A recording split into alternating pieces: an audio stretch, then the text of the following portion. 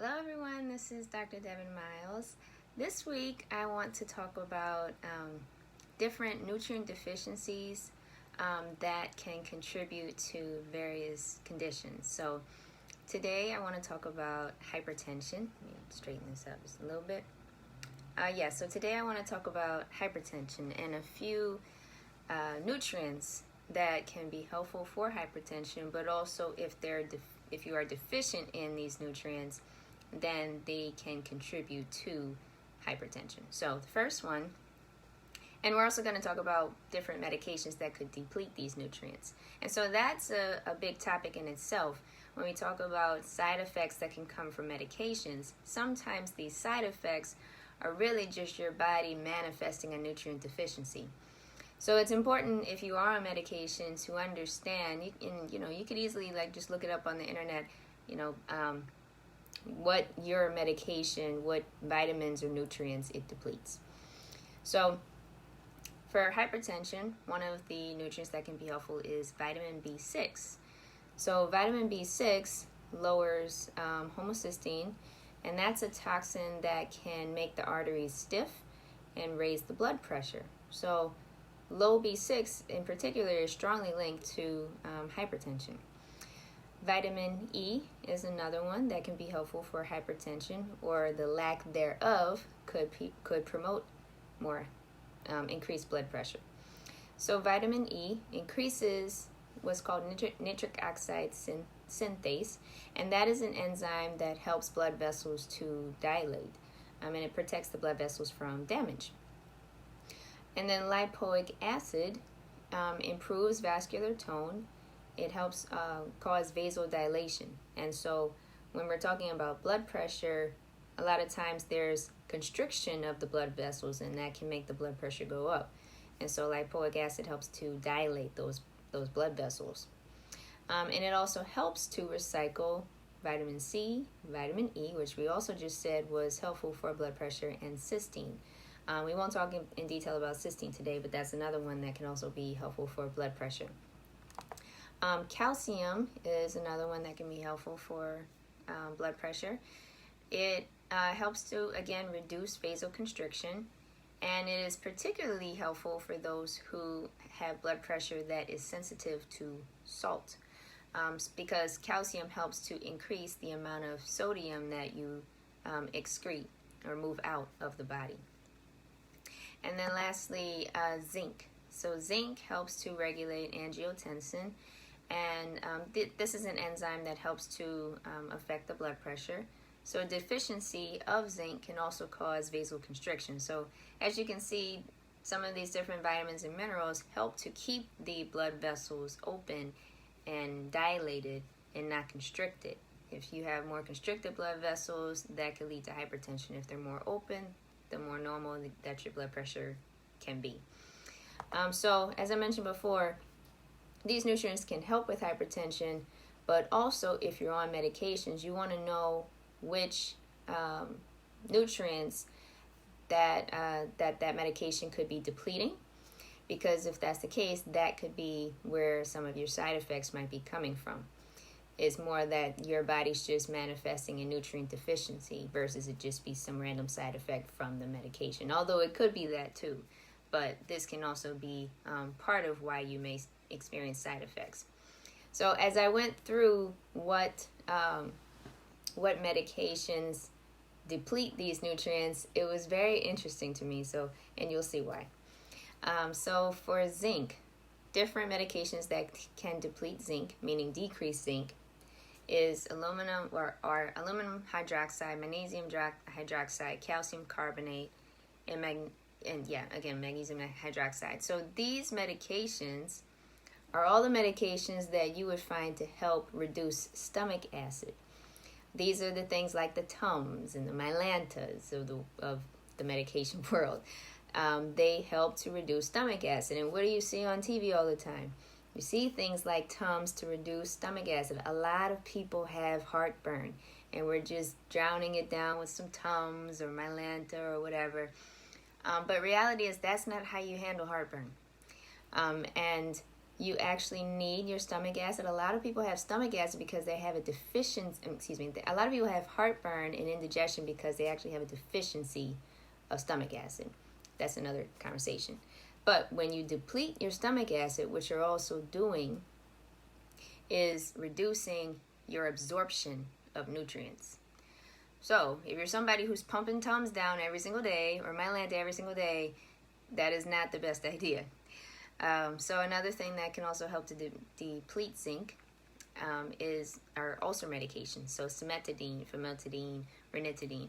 I am saying the generic names of these. However, I encourage you with that whatever medication you're on, you probably know what the brand name is. So for instance, something like Prozac is actually, the generic name is fluoxetine. It's going to benefit you to know the generic names of your medications. Because a lot of them fit into certain categories, and so you can understand more about your medication if you understand the generic brand. So if whatever medications you have, I encourage you to turn them over and just know what the generic name is. Also something that can deplete zinc is non-steroidal anti-inflammatories such as diclofenac, ibuprofen, that would be Advil, naproxen, and indomethacin. Also, steroids like fluticasone, hydrocortisone, prednisone, certain birth control medications, as well as, and we're talking about blood pressure, so this is funny, thiazide diuretics and ACE inhibitors.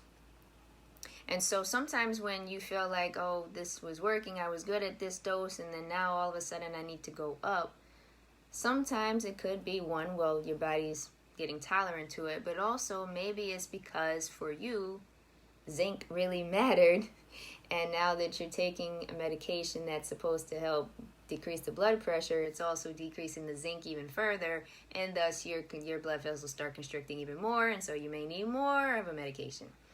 So just keep that in mind, and you'll see that a lot of these nutrients that I've mentioned do also get depleted by the blood pressure medications. So the next one, as I mentioned, was calcium.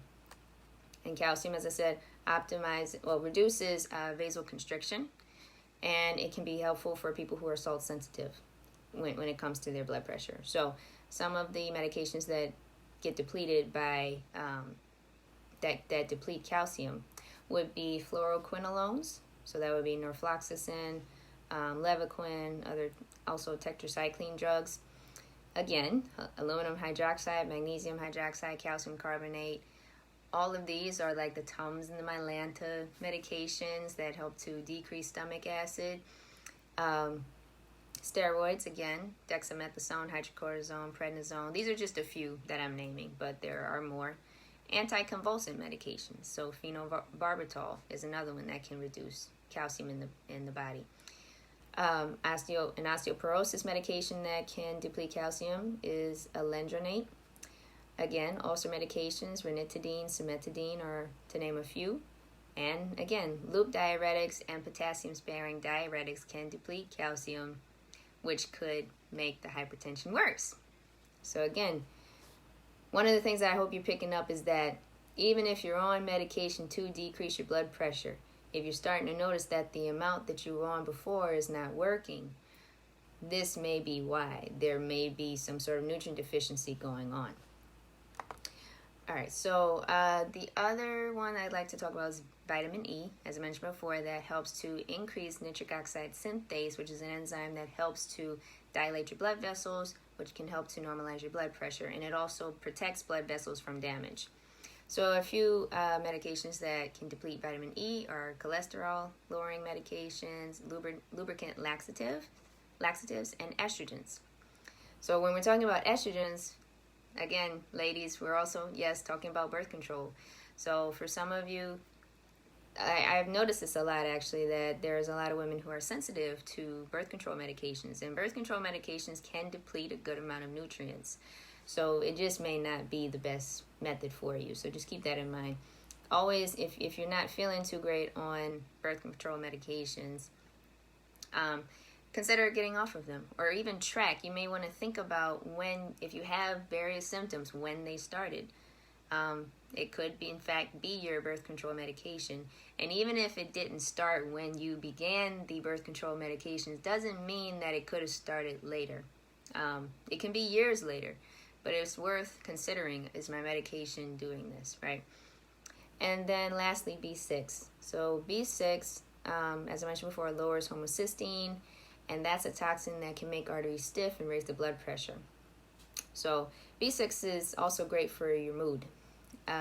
So again, if you are on birth control and you're experiencing mood swings since being on birth control, or you're having more, and it may in fact be linked to the birth control pills can lower B6. So some other medications that can lower B vitamins in general would be aspirin, the antibiotic called Bactrim, again, various antacid and stomach acid suppressors, metformin. There's a number of asthma medications that can deplete B6, steroids, cholestyramine or Cholestid, which is a cholesterol medication, and diuretics. So one of the big things that I learned when I was studying this was that just how much your stomach acid, having an ample amount of stomach acid, matters for the minerals to be absorbed and the vitamins to be absorbed that you need to keep your arteries and your blood vessels dilated so that you can have normal blood pressure.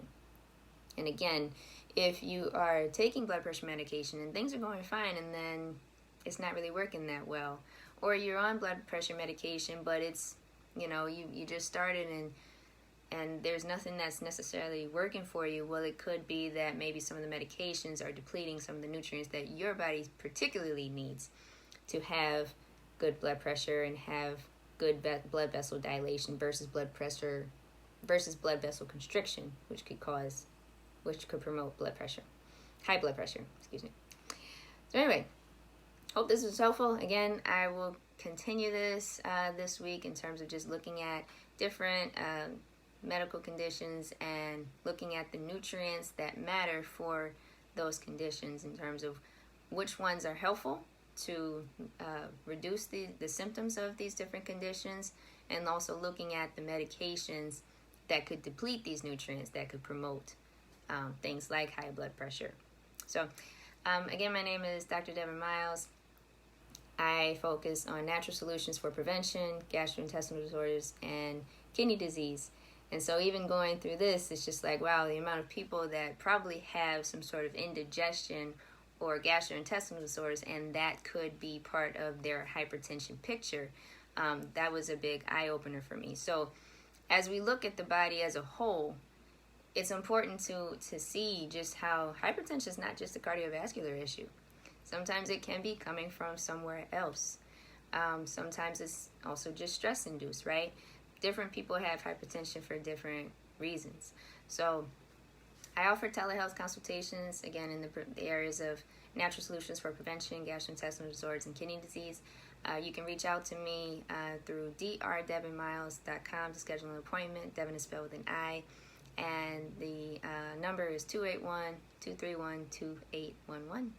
All right, guys, I hope you're having a good evening. Rest up this evening. Get some good rest, because that is also important for your blood pressure. All right, talk to you guys later.